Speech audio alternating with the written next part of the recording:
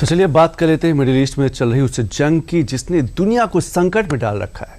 Iran America के बीच चल रही जंग को समाप्ति की राह पर ले जाने के लिए पाकिस्तान में होने वाली शांति समझौते का कोई निष्कर्ष, कोई परिणाम सामने नहीं आया। अमेरिका और ईरान दोनों ही देशों का जो प्रतिनिधिमंडल था पाकिस्तान में शांति समझौते के लिए एक मंच पर आए थे, मगर समझौता पूरा नहीं हुआ।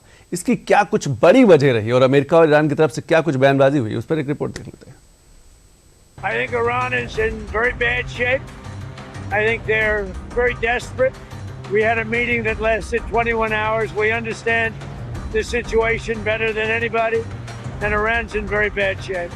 Iran will not have a nuclear weapon. Will not have. There is no way that they're going to get. They still want it, and they made that clear the other night. Iran will not have a nuclear weapon. नाकाम देश, नाकाम सियासत और नाकाम कूटनीति, यानी जब तीनों एक ही मंच पर इकट्ठा हो जाएं तो अंजाम क्या होगा, इसका अंदाजा लगाना मुश्किल नहीं होता है। कहा भी जाता है कि नाकाम देशों की सरजमी पर अक्सर कामयाबियां दम तोड़ देती हैं।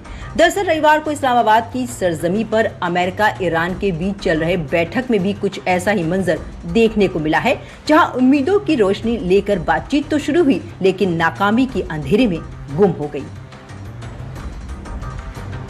अमेरिका ईरान के बीच इस्लामाबाद में 21 घंटे बातचीत के बाद भी कोई नतीजा नहीं आया। अमेरिका ने सोमवार से होर्मुज स्ट्रेट पर नाकेबंदी करने का ऐलान किया है। अमेरिकी सेंट्रल कमांड के मुताबिक सोमवार शाम से ईरान के बंदरगाहों की ओर आने जाने वाले जहाजों को रोका जाएगा। नाकेबंदी का मकसद ईरान की तेल बिक्री रोकना है।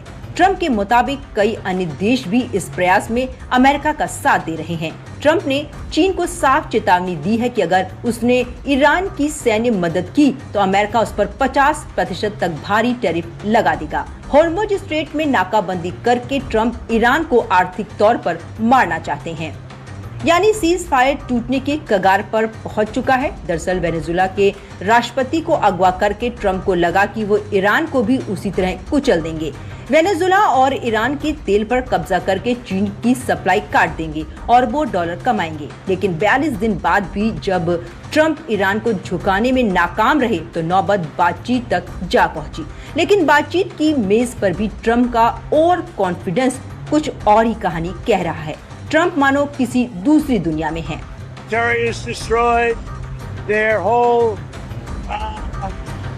Navy is underwater, you know that. 158 ships are gone. Their Navy's gone. Most of their mine droppers are gone. We have a lot of people, as you know, at 10 o'clock tomorrow, we have a blockade going into effect. That'll be 10 o'clock tomorrow. Other nations are working so that Iran will not be able to sell oil. And that will be very effective. But what we want to do is we want to, and again, we don't need it. What we notice and what we see and what I think is maybe my idea, maybe not, I don't know. But there are many boats heading toward our country to fill up with oil and then go and take it. So they're not going to go through the Hormuz Strait. लेकिन सवाल सीधा है कि अगर Iran इतना ही असहाय हो गया है तो फिर अमेरिका स्ट्रेट ऑफ होर्मुज खुलवा क्यों नहीं पा रहा? क्यों अमेरिका और ईरान के बीच चली 21 घंटे की बातचीत के बावजूद अमेरिका ईरान को स्ट्रेट ऑफ होर्मुज खोलने को राजी नहीं कर पाया?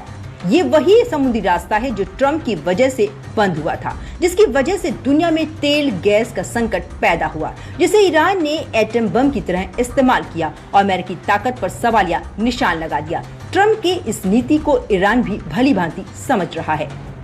Actually, from the beginning, we had doubt about this negotiation because we are sure that the American administration are not serious for negotiation. They wanted to buy time, they wanted to refresh themselves, but we wanted to show to the world that we are not the people of war, we are not the people of criticizing and struggling, we are the people of the peace. So we accepted negotiation. And finally, we couldn't reach to the conclusion due to unlimited demand of United States of America. Iran भी साफ कह रहा है कि Trump की deal पर शुरू से संदेह रहा है, क्योंकि सीज फायर के बाद भी ईरान के पॉइंट्स को अमेरिका ने कोई तवज्जो नहीं दिया और लेबनान पर इजराइल का हमला जारी रहा। इसलिए ईरान ने भी संकेत दिया है कि वो दबाव में आने वाला नहीं है। अगर फिर भी अमेरिका समुद्री नाकेबंदी लागू करता है तो इसका मतलब साफ होगा कि जंग एक बार फिर भड़क सकती है, आर्थिक युद्ध की नौबत फिर आ सकती है। अब आप ये समझिए कि ट्रंप की इस जिद से क्या हासिल होगा। अमेरिका की नाकेबंदी के तहत ईरान के सभी प्रमुख बंदरगाह निशाने पर होंगे। इसमें फारस की खाड़ी के साथ ओमान सागर में स्थित बंदरगाह भी शामिल हैं। अमेरिका सेंट्रल कमांड के मुताबिक नाकेबंदी ईरान के बंदरगाहों और तटीय क्षेत्रों से आने जाने वाले सभी देशों के जहाजों पर लागू होगी। ईरान का सबसे बड़ा बंदरगाह बंदर अब्बास है, जो खाड़ी के मुहाने पर स्थित है और हर साल करीब 3.7 करोड़ टन माल लगभग 10 लाख कंटेनर हैंडल करता है। इस बंदरगाह से पेट्रोलियम उत्पाद, स्टील, क्रोम, खाद, अनाज और निर्माण उपकरण का बड़ा व्यापार होता है। इसके अलावा बंदर इमाम खुमैनी ईरान का आधुनिक बंदरगाह है, जो हर साल 1.6 करोड़ टन से ज्यादा कार्गो संभालता है और पेट्रोकेमिकल निर्यात का प्रमुख केंद्र है। ट्रंप के इस नाकेबंदी से ईरान के साथ साथ दुनिया के कई देशों की सप्लाई चेन पर असर पड़ेगा। अब ट्रंप इन रास्तों में नाकेबंदी करके फिर दबाव की राजनीति अपनाने लगे हैं। ईरान की तेल निर्यात क्षमता पर सीधा हमला, उसकी अर्थव्यवस्था को कमजोर करने की कोशिशें ट्रंप को आसान लग रहा है, लेकिन ट्रंप को शायद इसका अंदाजा नहीं है कि उस रास्ते पर अभी ईरान का कंट्रोल है और अगर अमेरिका की तरफ से कोई हरकत होती है तो फिलहाल जो भी सप्लाई चेन चल रहा है वो भी रुक जाएगा और उसका अंजाम पूरी दुनिया को उठाना पड़ सकता है। भारत जैसे देश जो अपनी ऊर्जा जरूरतों का बड़ा हिस्सा आयात करते हैं, वो सीधे प्रभावित होंगे। We didn't start this war, we didn't initiate this war, and we are not initiator of the war. They imposed this war on us, and we started defend ourselves, and also we are ready to defend ourselves still, even for 2, 3, 5 years. So, but we are not going to sell our dignity, we are not going to submit ourselves, we are not going to give our country and our rights to the other side.